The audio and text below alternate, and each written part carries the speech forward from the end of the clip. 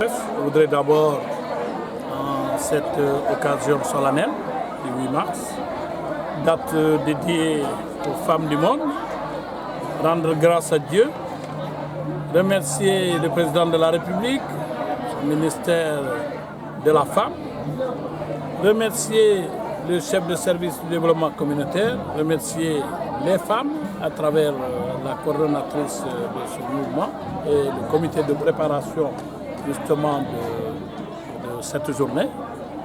D'abord, le choix qui a été porté sur ma modeste personne pour les accompagner en tant que parrain. Donc c'est un sentiment de satisfaction que j'ai de retrouver toutes ces femmes avec lesquelles nous avons cheminé depuis des années. Elles m'ont choisi quand je n'étais rien, donc si elles me choisissent en tant que député du département, je crois que tout est une logique, c'est un prolongement de ce que nous avons vécu. Mais il faut le dire parce que c'est important. Si j'ai accepté, c'est parce que ce sont de braves dames.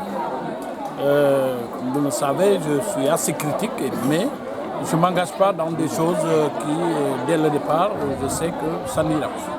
Donc si je suis avec elle depuis des années, et si je tiens aussi à accompagner monsieur le chef de service du développement communautaire, c'est parce que je sais qu'il y a cette motivation, il y a cet engagement. Alors, donc, le manque de moyens ne doit pas nous empêcher de nous exprimer comme les femmes, ne doit pas les empêcher de s'exprimer comme leurs consoeurs du monde entier. Et donc, je vous remercie parce qu'à travers vous, tout le monde entier va savoir aussi qu'aussi les femmes ont aussi des gens qui sont avec eux et que nous respectons ces femmes, nous les aimons. Et puisque nous les aimons, nous les accompagnons pour leur permettre aussi de s'exprimer comme toutes les femmes du monde et les aider à recouvrer leurs droits parce qu'elles ont une place qu'elles méritent. La place dans la société Diola, la place, du moins la femme occupe une place centrale. C'est la gardienne de la maison. Et non seulement par rapport aux enfants, mais jusqu'à la nourriture. Parce qu'une fois que le mari a apporté le riz ou la nourriture, le riz, je prends l'exemple du riz parce que c'est la denrée principale, dès que ça arrive dans le grenier, ce n'est plus sous la responsabilité de l'homme, c'est la responsabilité de la femme. Voilà, donc ce n'est que leur rendre ce qui est à elle, qui nous motive à venir justement fêter cette journée avec eux. Voilà, justement, les femmes ont entraîné un chapelet de difficultés, de doléances, liées un peu à leur autonomisation. Quelle réponse apportez-vous justement à ces problèmes évoqués tout au long de la journée par les femmes? Mais qui dit... Des problèmes souvent liés au manque d'infrastructures, liés à la formation, à l'accès au crédit, voilà, à l'accès au foncier.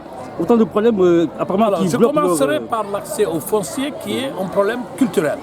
Alors, en milieu Diola, la femme étant appelée à aller se marier, donc n'est pas censée emporter la terre en partant, et c'est la raison fondamentale pour laquelle on ne lui attribue pas de terre. Ça, c'est de manière traditionnelle. Mais le monde ayant son évolution, il va de soi que les données ont changé. Et donc, quand on va jusqu'à attribuer, à donner le droit d'attribution de terrain à des conseils, et quand on met la terre sous la responsabilité des collectivités locales doivent pouvoir prendre leurs responsabilités pour répondre aux exigences du monde actuel. Ça veut dire quoi? Ça veut dire que les femmes devraient prendre leur courage à deux mains pour faire leurs demandes, solliciter par rapport à leurs besoins pour permettre aux collectivités locales de leur attribuer l'espace nécessaire et sans contrainte, sans rien. L'éducation s'est évitée dans cette journée. Bien sûr que l'éducation, qui dit éducation, qui dit population, dit éducation. Éducation des enfants, éducation des mères elles-mêmes. Parce que toute personne a toujours besoin d'éducation. Jusqu'au dernier souffle, on a toujours besoin d'éducation. Parce que c'est un processus. On naît, on rame, on se met à quatre pattes, on se met debout, on trébuche, puis après on court, et ainsi de suite. Alors, donc c'est la même chose. Et ça continue dans le mental. Donc ça veut dire quoi? Ça veut dire que cette éducation dont elles ont besoin, c'est pour renforcer leur capacité pour mieux gérer le peu qu'ils ont et de prospérer. savez, le Diola, on a souvent dit que le Diola ne sait pas faire du commerce parce que très souvent on dit qu'on confond les recettes et les bénéfices. Bon, mais à l'heure actuelle, hein, tout le monde s'y met. Alors, il y a des difficultés certaines, je reconnais que, comme ça a été évoqué, sur les 600 millions qui avaient été annoncés pour l'entrepreneuriat féminin au niveau de la région, dans le département, il n'y a eu que 24 millions qui ont été injectés pour 5 collectivités locales. Je reconnais que c'est vraiment insuffisant. Je me bats pour faire comprendre cela à qui de droit. Nous n'avons pas encore la réponse, mais j'espère que ça viendra parce que je connais la volonté du président de la République et donc le reste, ça devrait suivre. Monsieur honorable député, peut-on s'attendre à ce que les recommandations émises aujourd'hui par ces femmes puissent être portées par vous? Et peut-on s'attendre à ce que vous portiez le plaidoyer auprès des hautes autorités pour que cela trouve un écho favorable? Alors, ça c'est mon rôle. Je crois que j'ai été élu pour faire le plaidoyer, j'ai été élu pour porter justement les revendications de mes populations et je peux vous assurer que je le fais. Je le fais et je crois que les personnes intéressées ne vous diront pas le contraire. Je crois que même si vous n'assistez pas au débat à l'Assemblée ou ailleurs, vous voyez, vous suivez la presse et vous voyez aussi comme tout le monde. Et je crois que je ne suis pas du genre à être intimidé. Et donc, je ne pense pas que nous soyons là-bas obligés d'aller nous battre. Non, nous posons le problème et il s'agit aussi de convaincre, d'amener les gens à comprendre qu'il y a un besoin réel qui est là. Maintenant, une discrimination, ce serait malheureux, mais je crois qu'on a fait beaucoup de choses. Et il faut reconnaître, il faut profiter pour remercier justement le président de la République, qui a beaucoup fait. Peut-être que les gens n'ont pas le temps de communiquer ou bien tout simplement ce n'est pas le moment. Parce que moi, j'ai ma manière aussi de travailler. J'ai dit, j'ai été élu pour 5 ans. C'est au bout de 5 ans que je vais faire mon bilan pour rendre compte. Parce que je représente politiquement le président de la République. Et c'est eux qui m'ont confié ce mandat. Mais je puis vous dire qu'il y a beaucoup de choses qui ont été faites. Nous avons vu, quand nous prenions les rênes de ce département, on était à 2% d'électrification. Mais aujourd'hui, quand on calcule 15 qui sont déjà électrifiés, au moins une dizaine est déjà électrifiée, et il y a les autres dont les travaux sont en cours. Ça ne s'est pas arrêté. Donc ça veut dire qu'il y a une avancée. Par rapport à l'eau, on a amené les tuyaux et donc le travail a repris. Donc on ne peut que se féliciter à El Obalir, à Moulombe, à Loudia et à Boukot où on a fait déjà les forages pour l'adduction d'eau dans le Cap Skirring, etc. Et tout. Alors, tout ça c'est important.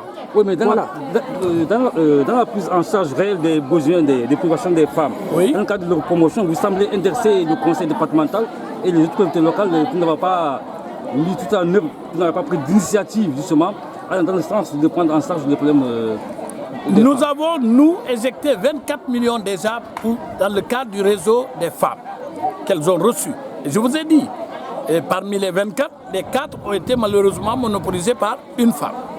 Vous la connaissez, je n'ai pas besoin de dire son nom et nous avons travaillé à ce que cet argent soit rendu parce que le Diola il paye ses dettes et il n'est pas question. La deuxième chose, vous avez parlé du conseil départemental. Ça, c'est entre conseillers départementaux, c'est eux qui gèrent. Moi, ce que j'ai dit, c'est clair. On ne doit pas détourner le peu qu'on a reçu vers d'autres objectifs. Je ne parle pas de détournement de fonds publics. Je ne parle pas de ça parce que ça, ce n'est pas de mon ressort, c'est du ressort de l'inspection de l'État qui est assez là, qui est là, donc tout le monde est averti.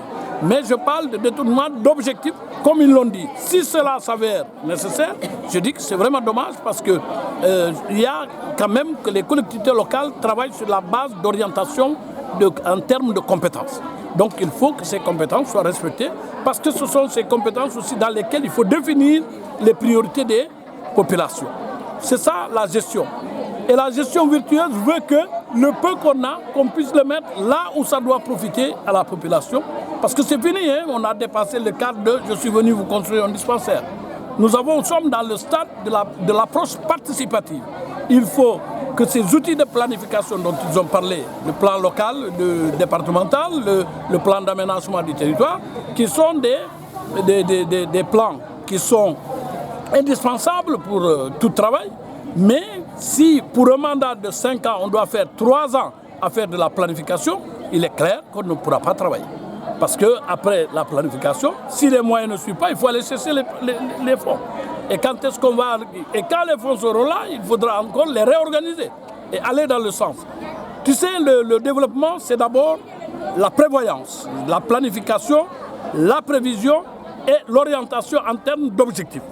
Si cela est fait, au moment de l'évaluation, il n'y a pas de problème.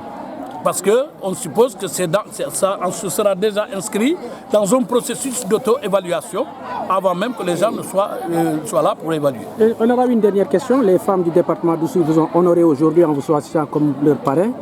En retour, qu'est-ce que vous demandez à ces femmes? Quel message avez-vous à l'endroit de la gente féminine? Je crois que je n'ai pas à demander aux femmes parce qu'elles m'ont tout donné.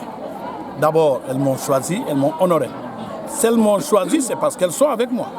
C'est parce qu'elles sont derrière moi. Je me sens fort pour continuer à défendre leurs intérêts et les intérêts des populations.